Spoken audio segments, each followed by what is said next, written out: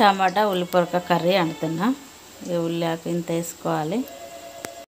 Oil పెట్టి ఆవాలు, జీలకర్ర, మెంతులు, ఉల్లిగడ్డ, పచ్చిమిరపకాయలు వేసి ఇవైతే దూరగా వేగనివ్వాలి. ఇవి దూరగా వేగినాక అల్లం వెల్లిపాయ పేస్ట్ వేసుకున్నాం. అల్లం,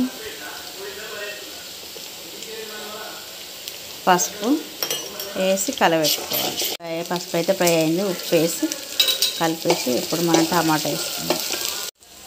ఉల్లిపొరక వేసుకున్నాం. ఉల్లిపొరక వేసి టమాటా వేసుకోవాలి. ఈ రెండు కలిపేసి మనం ఒక 10 నిమిషాలు అయితే మూత పెట్టాలి. టమాటా అనేది ఉడికిపోతుంది. ఉల్లిపొరక టమాటా వేసినాం కదా, కలిపేసి మూత పెట్టుకున్నాం 10 నిమిషాల తర్వాత మూత తీసి చూస్తే టమాటా అయితే ఇట్లా ఉడికిపోయింది. ఇంకా కొంచెం ఉడకనివ్వాలి. కారం ఇప్పుడు వేయద్దు, కారం వేస్తే ఉడకదు. టమాటా అయితే మొత్తం ఉడికిపోయింది. ఇప్పుడు కొంచెం కారం వేసి ఎగ్లు అయితే వేసుకున్నాం. కారం అట్నే ఉడకబెట్టి పెట్టుకున్నాం. మనం ఎగ్లు కూడా వేసుకున్నాం.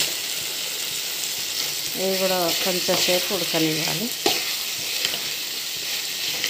టమాటా కూర ఎగ్లు వేసినాక కారం వేసినాక ఉడికింది. ఇప్పుడైతే కొంచెం వేయించిన ధనియాల పొడి వేసి స్టవ్ అయితే ఆఫ్ చేసుకున్నాం.